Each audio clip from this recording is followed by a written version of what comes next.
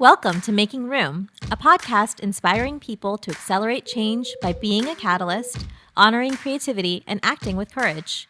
We are making room for the greatest potential of our community. Welcome, you are welcome here. Welcome to this open door, dear. Our hands are reaching out for you. The floor is clear and we've made room for you.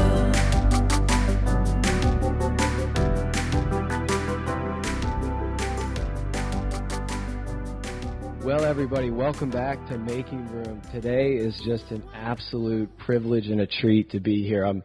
If you're listening, you might not see that we're sitting in my living room at the house that I remember a couple years ago said it was built for community and to be a welcoming space. And I'm just really struck by how moved I am right now to welcome two of my best friends, two musicians, our entire team here today. This is so special. I'm sitting next to Brandon and Shivani, our co-hosts here at Making Room, and LP7 and Brit Drozda. It's a welcoming environment. It's no accident. Y'all are our title song on the podcast, and we get to talk to you about your hearts, your music, and we start off every episode by getting ourselves centered, listening to the song, and it's a reminder, LP7, we talked about it yesterday, of just enjoying this process and enjoying each moment as we come into this. So it is an amazing day. It's great to be here. And, you know, LP7, we've got two musicians who this is like the second part of their career. They've both recently recorded albums. Y'all got to check out their websites and bios. But bios for me are more who's the human being. And I think early on, Britt, knowing you a long time, I've been really inspired by what you've done in your music career, how you've used it, how you've been a voice for so many people. I've watched a lot of men and women at your most recent concert start to look at how they could tap into their creativity. And when I see LP7, what you've done, when someone told me the violin is the closest sound to the human voice, and when I hear the violin in that song, I get emotional because you tap into people's souls with your music. So I just want to go right into there. And Britt, why don't we start with you, since and for those of you watching or listening right now, she is in Palm Beach, but with us in spirit, is what brings you inspiration? And we talked some about how you had to really resurrect your career in a way with music, with your guitar, with piano, but what made you make that shift? For me, you know, I've always been a poet. I think from the time I was little. Ironically, I used to, instead of doodling during class, I would write poems to pass the time and get through the class. I was a major nerd, I guess you would say. And words have been so powerful for me. And music in and of itself has been a sort of therapy for me over the years. And I didn't really realize that until I kind of had set it aside for a little bit. And the inspiration truly comes from emotion and connection. And so when I feel something or I witness something or, you know, even a story is told to me and a powerful emotion strikes me, that's when I know a song is coming. And I got back into music when, you know, I had children. I had my son, and the powerful emotion of being a parent and trying not to wish time away and the complicated emotions that all came with it, that's kind of what I had to pick up a pen, I had to pick up a guitar, I had to sing. And that was, you know, and that's how it goes. I think there are certain days, I think an artist or a creative person, you have your major ups, you have your major downs. But the days where you feel something and you just have to sit at a piano or you just have to sing it and get it down, I always have my phone with me to just literally sing into my memos. Sometimes it's horrible. But sometimes it's I gold. sing into memos too, but they tell me I can't play it. For good reason. Well, I that emotion really strikes me, and sometimes that's when I write, right? And LP7, I've seen you. I've saw a video one time of you playing and a woman coming up and hugging you, and so I was just curious what you see in your process and how that shifted in your career to get back into what you're doing now and to have Double Dose released as of July 16th. Congratulations. Thank you so much. And just seeing how you use voice, you use the violin to create expression and elevate voice. Yeah. So it was so fun and encouraging to hear you talk, Brit, because I can relate so much to what you said. And I think that's why we connect so well. Because when it comes to music, there's the skillful aspect, but then there's also the emotional, energetic, and connective aspect. And both of those are equally important for me. So the example that you brought up of, I was playing at a farmer's market, and I was singing, I was playing violin, and at the very end, one of the vendors came up to me, and she just started to pour out her heart and express how deeply she was touched by what I was playing. And it wasn't even anything that I specifically played. It was just the spirit behind it. And I think that's, what people long for. They long for an experience. They long for something they can feel deeper than just what they... Of course, it's always great to hear something that's pleasing to the ear, a nice voice, piano, guitar, violin, whatever it may be. But it's something so much more meaningful and impactful when you can walk away from that experience and say, my soul was touched. My heart felt that, And so very similar to Brit, I was writing songs in childhood, and it was just always something that felt very spiritual for me. So, I started playing violin around the age of 10, and during that time, I also started writing songs, and it all just kind of went along with my spiritual path. So it kind of just felt like they were automatically connected without me even trying to connect them, without me even forcing them to connect. They just were connected. And so also very similar to Brit, I took a break for a little while and did some other things in life. And then I came back, went back to school for music. And after I graduated, I was like, okay, now is the time for me to take all these songs that I've written and all this emotion and love within me and put it into my music. And thankfully, that's what I've been able to do, and it's just been a beautiful unfolding. Well, yeah, so one of the things I would ask you, because I noticed you both talked about you've been doing this since you were a kid.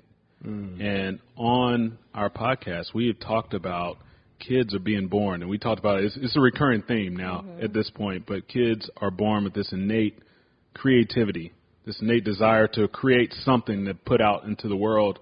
And then we stifle it or we funnel it into established means. And so I am very curious, just sort of in your life, who has been that person that either put that violin in your hand or said, oh, you can do the violin, let's get you that.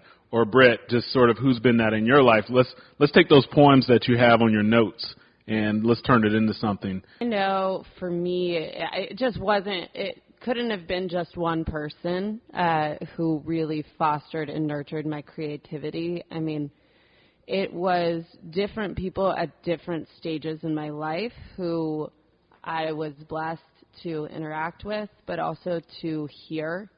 I think sometimes you can go through life and you look back and you're like, gosh, I really wish I would have taken that person in a little bit more because they did have so much for me. And that's just maturity, right? Right.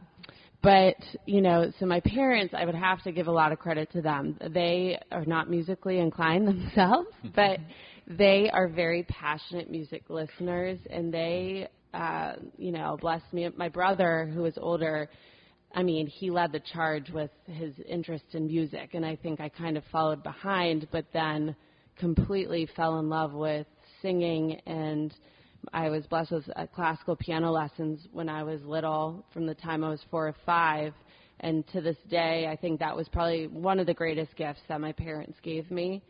With writing, I had a wonderful teacher, I think like in the 6th grade, who saw me writing poems and just she would take me out of class and tell me to write another poem, and entered one of them into a competition for me.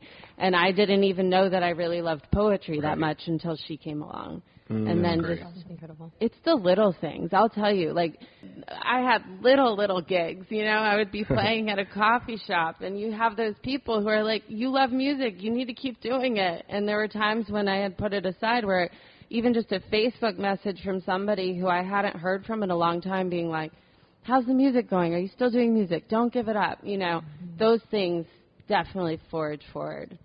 My parents, for sure. My parents most definitely just continued. My mom specifically was very serious about me using my creativity, and she saw something in me before I even really realized like what was going on. So I've shared this on a couple different platforms, but you know, in school where I was growing up, I'm from Ohio, around 4th grade, they give you the option to pick an instrument, you know, and you have 3 lines where you can write your top 3 instruments. And I wanted to play the tuba. And my mom was like, no, you're not. You're not going to play the tuba. Cut that out. Yeah, she cut it That's out when I was immediately. playing the flute. So. And I think my next choice was like clarinet or something. So I like really was like in the woodwind brass vein, you know. And then after that, I think it was like violin. And she was like, yeah, violin. Violin. Wow. Got it. And so I'm like, all right, you know, I was a good child. I was an obedient child. And so I, you know, went ahead and did that. And I say it this way because I mean it this way. I have, since being an adult, I have thanked her and forgiven her for what I'm about to share. She would essentially make me perform in front of people. Like my parents' friends or somebody would come over to the house, and she knew I had written a song because, like I said, I was writing songs, and I was writing songs, and then I was composing on violin. And she'd be like, "Yeah, play that song," and I'd be like, "I don't want to. I don't care. Play it." I'd be like, "Oh, and I just do this." I'd be shaking. I'd be so nervous, and but you know, through that, I got through those nervous stages a lot sooner in life because I think, I mean, I don't know, Britt, how you felt in terms of when you first started, how your nerves were, but for me, they were through the roof to the point where when I would sing in front of others, my voice wouldn't even be the same because I was just so nervous. But I have to thank her for that because by the time I was a teenager, it didn't matter. I could sing in front of anyone, and for the most part, I wasn't too nervous. So definitely have to just give credit there. And when I went back to school, which was from 2017 to 2020, I had some awesome professors who saw things in me and a lot of leadership type things. And I had a particular professor who encouraged me to apply for this internship. And the internship is through Project Harmony here in Charlotte. And it is a resource for 2nd through 5th graders who may not have the resources to learn an instrument, whether it be a wind instrument or a stringed instrument. And I was able to be one of the string coaches through that program. And that opened the door for me to do other things with the Charlotte Symphony Youth Orchestra. And so I absolutely give credit to some of those professors there who trusted me enough and who saw that I had a heart for, yes, playing, but that connectivity and that connection. That's great. That's really great.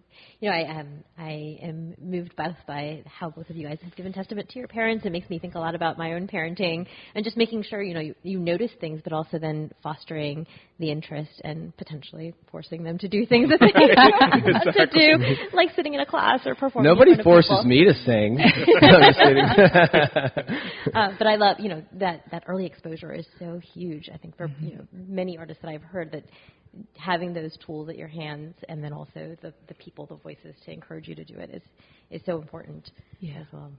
Definitely. And that, you know, that hearing that, seeing that, Shivani, I was actually listening to episode we're going to publish Wednesday, and we were talking Brit, this in some of our, in LP7 and our prep conversations about the creative process. And I was listening to you talk about cooking, which we know we might get some beans tonight. I still haven't had that meal for anyone keeping track. Tonight? Today's this big day? All right. You get a little bit, but I was really struck by something you said, Shivani, is that you said, when I'm cooking, I actually, there's times where I don't want help, right? Like, I just want to be in the process of doing it. And I'm less concerned about the end result, but I don't want to be an air traffic controller in the kitchen, right? And so I'm curious love to hear your response to that. And then from our artist as well, you know, because I think in this Western culture society, it's like, okay, what's next, or how many songs, like, what's your output, right? That's a function of our industrial revolution, and this sort of like,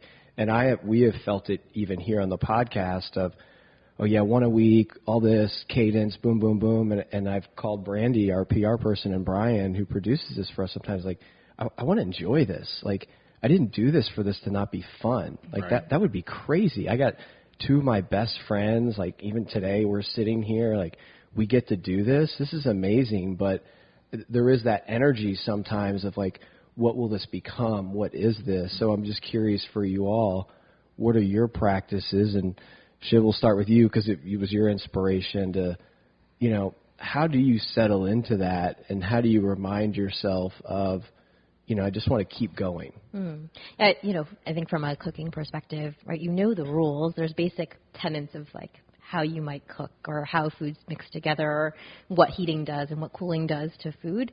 But I'm one that I cannot follow a recipe. Even if it's the very first time I'm cooking something and a bunch of people are coming over, I will not follow a recipe. And my husband drives him crazy. He's like, "You've never made this before?" "No, but I'll figure it out. It'll come together." But if you have those basic tenets, right, even in music, right, you have these basic rules and things that you've learned that set the stage, then the process becomes so much more beautiful because you're able to kind of work with your knowledge and then create along the way and mix different ingredients, pull out a spice that you might not have thought of using before or wasn't listed in the recipe, and build something based on, you know, what you've started with. And so oftentimes I'll start cooking and I have no idea what I'm making. I just start pulling ingredients out and I'll put things together. And the end result is usually good. I don't know, John could attest to that. It's really, really good. That's why when I lived next door to her, every night I just showed up at 7 and said, "What's going on? Why does John show up at 7 every night? I'm just in the area." Yeah. "Oh, you want to eat?" "Oh, if you're asking."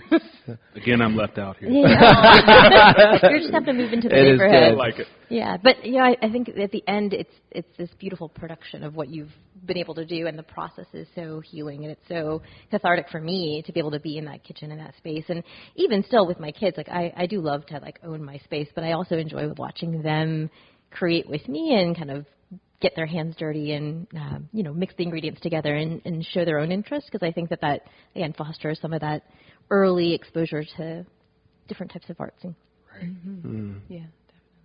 So for you all, like, how do you, because at some point, right, if this is your career, there are those things, but we'll start with maybe you, LP7. By the way, I love your shirt. It's so colorful. Thank you. very happy. Been feeling colors this summer. Yeah, very happy. If you're just listening on audio, check it out on YouTube. We got both. Double dose. Yeah. Oh my gosh, that's kind of like what we're doing here. We got both. All right, I'm making myself laugh too much. So how do you stay in that process and really, both of you, and then Brit, want to come back to you for the same question of that, just staying in your heart and your soul and allowing that to come through you in your music? Yeah. I love how I heard this said. I was listening to a couple talk on YouTube, and they were talking about this idea of being selfish. And then the other person used the word self-full. And the concept, or what I took from it, was it's so very important to place your spiritual health first. When you place your spiritual health first, you have the opportunity to open up yourself to the world in ways that are more authentic, more loving, more just beneficial. And so I take my own spiritual, emotional, mental health very seriously. And so I just check in with myself every day. You know, I really care about how I feel. And as I'm present with myself, I'm also practicing how to be present with you and you and you and everyone that I connect with. So it's a practice that helps me to be as open as I can be, as healthy as I can be, so that when I'm, you know, making music, singing that song, playing that song, it's something that's more than just the notes. It's more than just the sound. It's a feeling. Wow. It's a presence. It's an availability. It's an openness. It creates spaciousness, because I'm doing that within first, and then I can express that without. So that keeps me going. And just like Brit said, it's actually also a huge outlet for me. Music, when I write and when I perform, it tends to be one of 2 to 3 things. I'm calling something in, to either to the room, to the atmosphere, to my life. I am trying to get something out. So I'm like, this is in me. I got to get it out. Or a combination of the two. And all of that, it just feels very healthy for me. Like, it really, making music is good for my health. Like, and I mean that legitimately. So yeah, I would say that's how it is for me. Can I ask you a follow-up question to that? Sure. So if you're checking in with yourself and you're just not feeling it that day, but you have to perform because you are an artist, what happens? Do you have a way of That's a good one. making things better? Yeah, I'll be honest. That's been happening lately because I've been sick, and thankfully I'm so much better.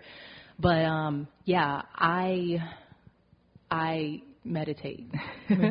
I try to with meditation. I also try to, because meditation is more grounding for me. But then I also try to do something that gets my energy up. So you know, listening to something that's like.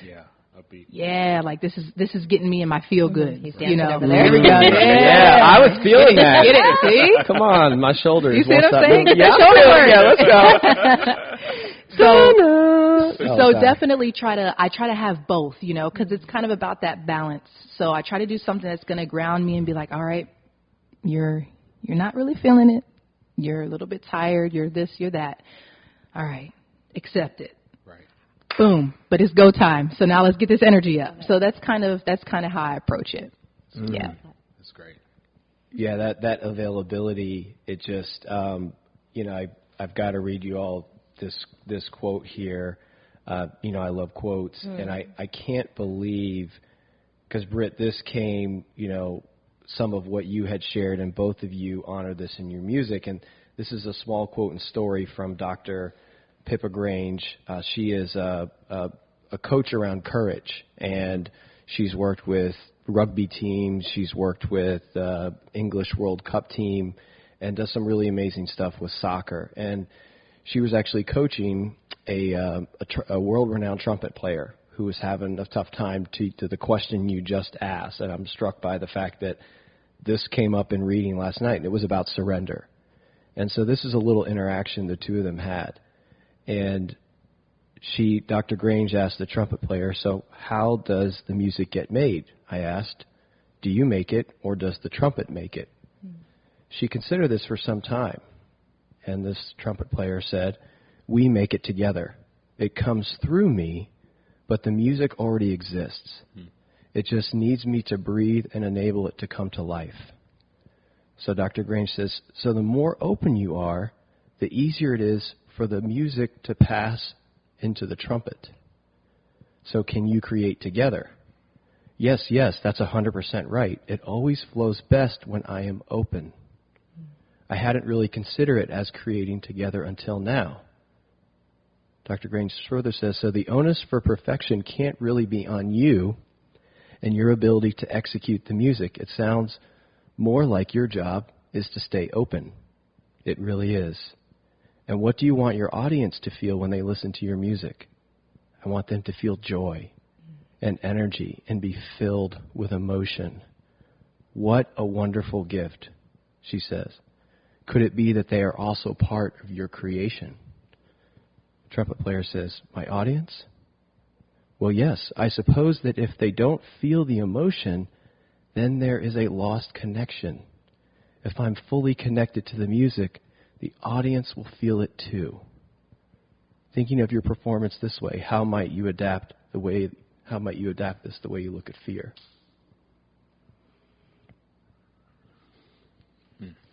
So when you read that, it's funny that Shivani asked the question and you read that quote. Asked a passage that you pulled out, which was really great. But something, LP7, you said stood out to me. And Britt, you sort of said this too about your parents, that you, like, I don't know if I want to do this, and they push you out there. And I remember talking, John knows I do a lot of public speaking, and it's one of those things people say, oh, you're really good at. But someone reminded me recently, it's like, yeah, I remember when you were a little kid, and you were standing up in front of this crowd, and you did not want to speak, and your dad nudged you and said, no, you're going to do this. Mm-hmm. And and that would happen recently. I was like, oh, I never appreciate him for that. I guess I'll forgive him and thank him for that, like you said. But it's the courage to put something out there, right? And I'm curious how you, and I felt a little bit with this podcast, right? I feel like this is somewhat of a calling, something that needs to be said. This making room concept is just something that we need. I think, like you both said, the music that you feel that you put out there is either doing one of three purposes. It's not for acceptance. But at the same time, we live in this world where when you put it out there, so many people can throw darts at it. They can love it. You never know what the reaction is going to be, right? Mm-hmm. Yeah. And so how does that figure into your process? And part of this, going back to courage, how does that figure into this process? Because it's not about how people receive it, but at the same time, you are being courageous and making yourself very vulnerable. That's a big question. I love it because I do think, that's where the nerves come up from, right? For any performance is my nerves come from wanting to deliver my best self, right? And the best products that I can possibly put out there. But when you're talking about a creative art, that's the imperfections actually are what make something even better. Right. Because it's human, right? And I feel like, when I was trying to get back into music, and I'm like, well, I'm a mom now. Am I not supposed to be a mom and a musician? I don't see. There's some examples of it, but they started way before they had kids. Do I take that leap? What will my friends say? What do people think about it? Right. Those voices, yeah, you can listen to them and they can really build. And I have a song called Avalanche that's all about the power of fear and how much it can paralyze you and restrict you from putting that foot forward. But I can tell you that the outcome of putting yourself out there and doing something you believe in, I think ultimately I don't care if anyone likes a song. I truly care that it resonates with what message I'm trying to send out there, be it the emotional value or just sonically what I want something to sound like. And if I'm happy with it at the end of the day, then I know that I really, to be honest with you, I don't know how people are going to receive it or if it's going to fall into a genre category or how it's going to come across, but I know that I put my whole self into it. And I think LP7, you were speaking about being present. And for me, it's been a goal lately whenever I perform. I want to feel fully present for each song, for each anecdote, for everything in that room. And I think missing performance because of COVID, missing those opportunities really allowed me to be present. And I think the same goes with the creative process. I know what it's like to rush a process because you're excited. You want to get your stuff out there. You want to say, this is what I've been doing, everybody. Like, you thought I wasn't doing anything with all that time, but I was doing something. But there are times where I've invested hours upon hours upon hours and found that I wasn't proud of what I put forward. I wasn't proud of the outcome. But that's also, I've learned that embracing that part of the process, embracing the hiccups, embracing the things that you don't like because it leads to the things that you do like, and it leads to just the growth. And it's taken me a while to get to this place, but I'm into the growth. I'm into having something come out a year ago and being like, that wasn't my best. I don't know how I feel about that. Right. There's a So, that is an amazing answer, and I hope our listeners realize that there's such broad applicability in that, and it's not, we're talking about the creative process. I'll say the creative process broader than most people define it, but we're talking about in the context of making music. But this applies to any sort of tough decision you have to make in leadership, in whatever it is you do, and kind of your calling of purpose, and realizing this is the path I'm supposed to lead, and I believe, and I'm making myself vulnerable to be able to do this. So I hope there's just a lot of broad applicability in what Brit just said.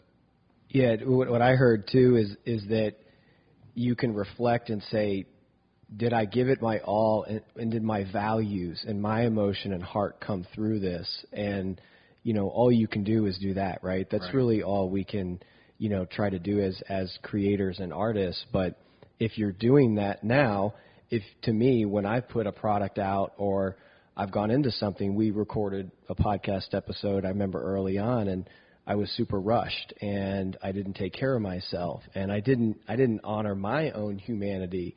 So I can look at that and say, in my process, that's a growth opportunity. So that's why even today, I went and rode my bike, 40 minutes before we were getting started, and we listened to the song, because those are things that really help. And I do think it does, to your point, Brandon, it does apply everywhere, but that it does take courage. And I think the three of us as our co-host team here, we have surrendered that there's something in us that we can't quite, we can't quite articulate. And people, well, what's the business model? What's this? Like, I don't know. I just want to keep talking to awesome people. Let me just see what happens. Feels right. Feels good. Right. That's right. Yeah. That's right. well, and I love what you guys are doing, because honestly, having the opportunity presented to us, I know LP7 and I really are so grateful for having had the opportunity to create something for, this conversation, this movement that you guys are working on. It's very powerful, and the messages are really strong, and that's why there was so much to work with the inspiration. So, I really commend you all, and I love what you're doing. So, I can't wait to hear all the upcoming podcasts. Well, there is you probably heard a really impressive high school graduate now, Furuko Brewer, on our episode, and she said, "Hey, this is a demo. Like, you're not just talking about it; you're actually doing it." And people at the time didn't realize even the song was a demo of what we're talking about, making room for someone else. I'm sure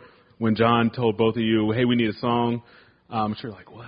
And then you probably thought LP7, well, I can do it this way, do it myself. And then Brit, you probably thought, I can do it this way and do it myself. And I think coming together, you probably sacrifice a little bit of your ordinary style, but together it's just powerful. It's so impressive, and I think it resonates with all of us in a way we can't describe. I don't know why I listen to it 3 times a day, but I do. Right? It's not shuffle, yes. So I don't know. Yeah, no, I would love to hear your version of this story of how it all came together, because I'm sure our listeners want to know, but I want to know myself. Yeah. Okay. So I think y'all got to start. Yeah. Okay. So I was playing somewhere, Camp North End actually, and one of John's friends, I guess, recorded me playing and sent it to Who we're John. Interviewing later today. Yeah. Daniel Valdo. Daniel, go Daniel. Sent it to John, and within the hour, I had because this was all through Instagram, so I had a DM from John saying, hey, my friend sent da-da-da-da, would you be interested in maybe, I think it was performance at first, like a performance. So I'm like, yeah, cool. So we chatted. I don't know if it was like later that day or the next day or something. It was soon. And then it was like, we got on the phone about the performance, and it was like more than the performance, right? It was like, hey, let me slide this in, too. That's typically how he operates. That's why we're here. Just get on the phone. Yeah, it's like, hey, can you do a call? I was like, okay. So on the call, we talked about the performance, but then it was also, hey, I've got this podcast that, and we've got Brit also, who I think it would be great if you guys could come together and just, make this song for this podcast. And I'm like, okay. All right. You know, Brit and I haven't met. I love Brit and her craft and what I've seen, but we had never been in a room before. We had never even, I don't even know if at that point we had a real conversation, maybe exchanged a message or two, a comment or two on Instagram, but that was it. And so it was just kind of like, all right, cool. You know, it goes back to that openness, though, that openness to life and to creativity. And I'm a big believer that there are things that come your way. There are things that come your way that you can feel resonance with. Even if there's a part of you that's like, oh, I'm not sure how this is going to work. There's a bigger part of you that's like, I'm down. Let's go. Like, I'm open. I know, like, hey, this is going to work out and it's going to be, you know, it's going to be great. So we got on a Zoom call, and I think that's the first time I actually virtually met Brit. And we just, you know, heard out the vision of the podcast. And later that afternoon, me and Brit immediately started, like, sending messages back and forth. Brit immediately sent me lyrics, like, and I was just like, oh, my gosh, like, what? Yes. Yeah. And I was like, okay, so do you have a melody? And she was like, not yet, but, you know, let me see.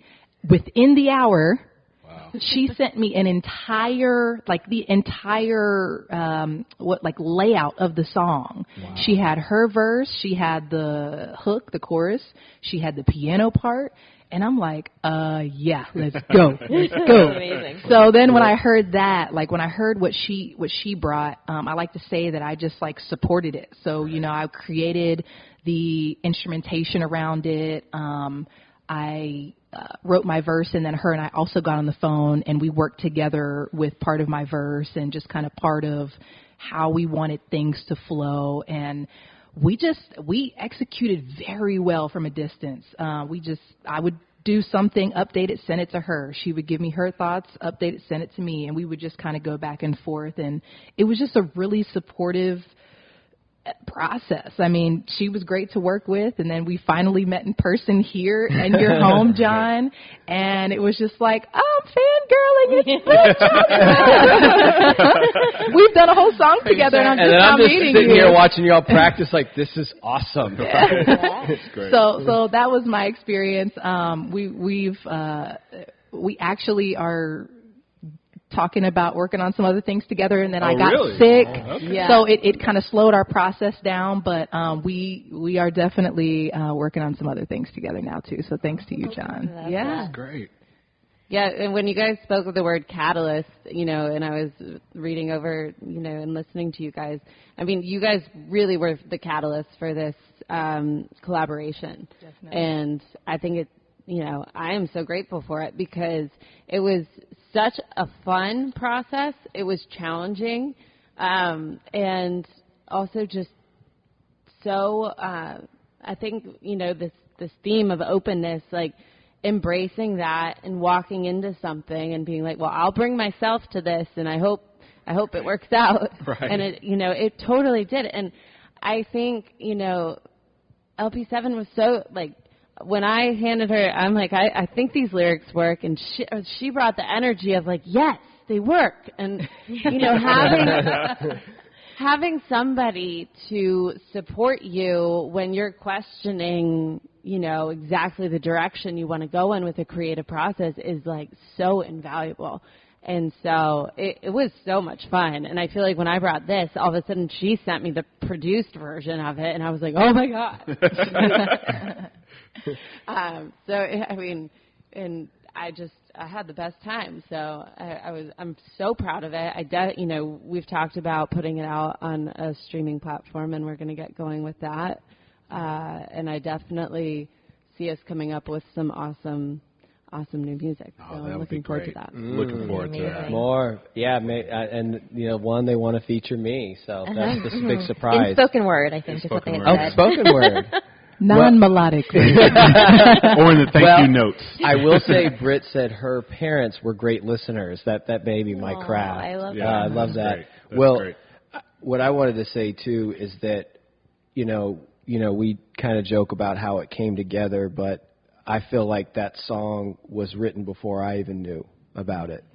And the only reason it happened was, I sent that post, and then, Britt, I saw you commenting. So I already saw the sort of the spirit connection and the way your music works. And then I remember I called Brandy, as we call her now, the glue, the architect of our work at Ladelco, and I called Brandon and I called Shivani. And Britt, to your point about encouragement, they could have easily been, because we were going gung-ho to, oh, no, that complicates things, or let's just use stock music. But all of them said, no, that sounds awesome, let's go, right? And so I'm someone who questions myself too. So the reason this came together, I think, because Making Room and our team, we've brought a group of people together that really honor people's highest expression. Mm-hmm. And when you do that, sometimes things take hold. And it's a reminder to me, and Brandy and I will talk about this when we have our weekly calls. Like, we even talk to, should it be this artist or that? And, I'm used to sometimes as a leader all right, let's just get something done. And I'm learning now there's this third way, which is there isn't an answer yet. Right. Mm-hmm. And whatever spiritual practice you have, for me, God in the Spirit is wanting me to be patient and exercise discernment to understand it's not yet quite there, or I'm not, or whatever I'm doing isn't ready. So when it was just like, yo, this is it. Right. And, we'll do something at the house, but how about a song, right? And so I just wanted to play, let's see if we can do this here. This is the last part of our outro. And I think for all of us, when we hear the two of you just vibing your different sounds, your different voices, you're just going, it is just want to play it and just get everyone's just quick reaction to what you hear and experience. Join the Making Room movement and get more info at makingroomwithus.com, or it'll happen after you hear my voice, or after Shivani. Thank you for showing up for us and each other. Until next time. You are wonderful and full of truth, just as you are. Just as you are wonderful, so full of truth, just as you are. Oh, you are wonderful, so full of truth, just as you are, just as you are. You're welcome here, just as you are. Wow. So good. Wow, that's so good. That's so good. I was joking. I'll be light and then I'll get serious. I was joking with someone when I was telling them about the podcast. Like, you got to stay to the end. It's like Marvel movies. You got to stay for the end credits. Like, it's that good. It's that good. But for me, and I'm curious what Shivani says too, and John, and I'm sure you have some deep thoughts too.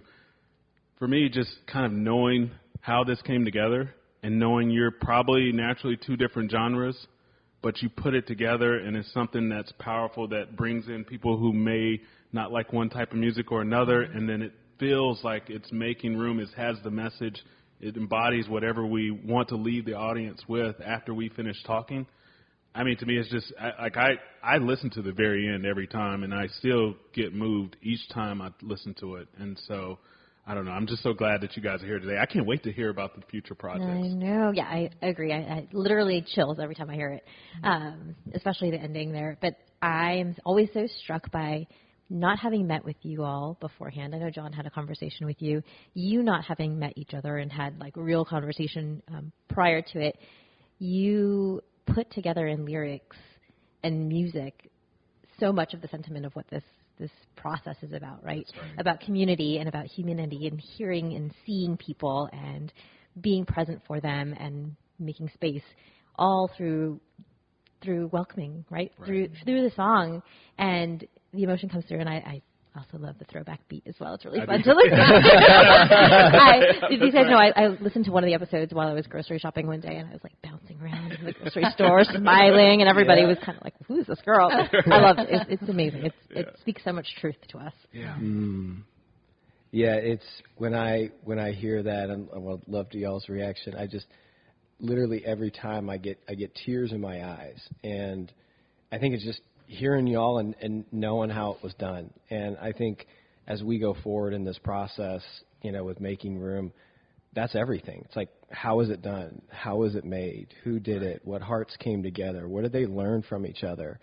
And see what else comes out about this. And, I'd love to hear from other colleagues here, just what you're walking away with. And the word I'm just walking away with is availability.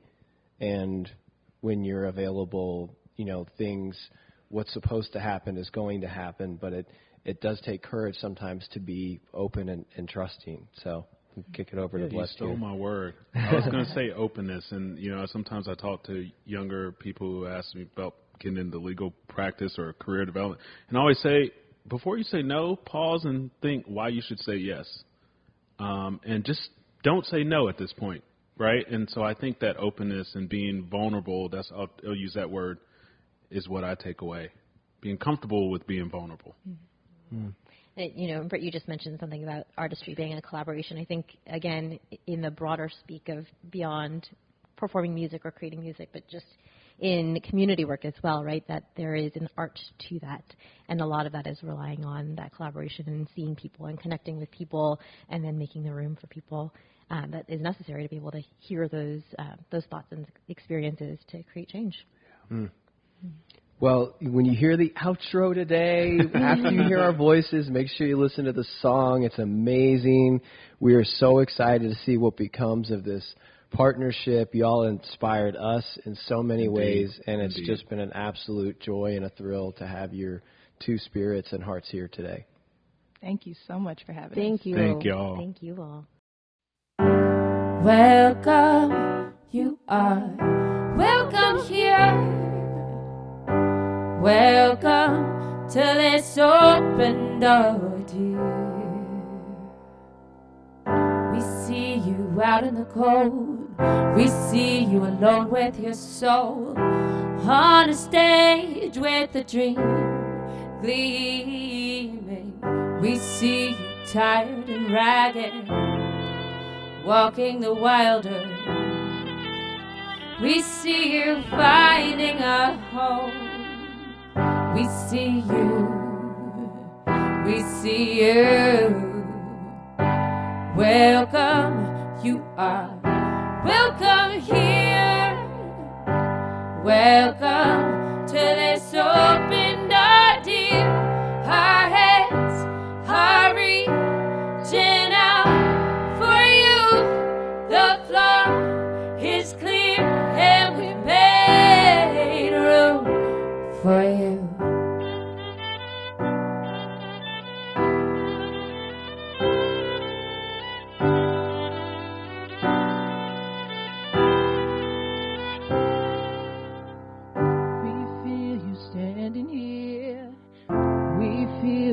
Looking within and seeing things you want to explore. Oh, we see you touching the sky, letting go, being light so you can fly, so fly. We see you, we feel you. Welcome, you are welcome here. Welcome, you are welcome here. Welcome, you are welcome here. Welcome to this open door, dear. Our hands are reaching out for you. The floor is clear and we've made room for you.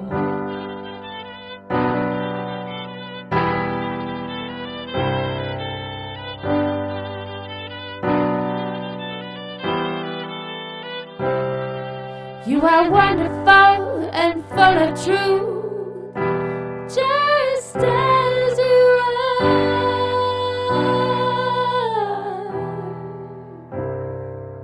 You are wonderful, so full of truth, just as you are.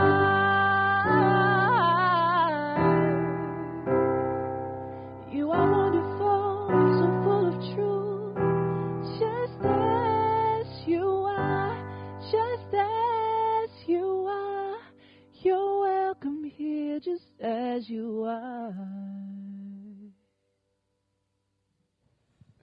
Wow. Oh my goodness.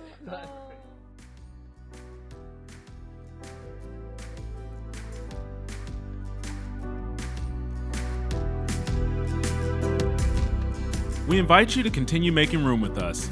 You'll find this episode and all of our exciting and meaningful conversations on Apple, Spotify, or really anywhere you choose to listen to podcasts. Join the Making Room movement and get more info at makingroomwithus.com or follow us on Instagram at makingroomwithus. Thank you for showing up for us and each other. Until next time. You are wonderful and full of truth, just as you are.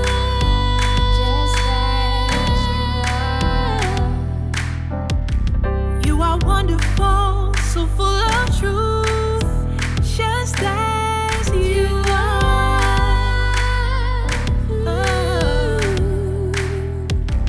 You are wonderful, so full of truth, just as you are, just as you are.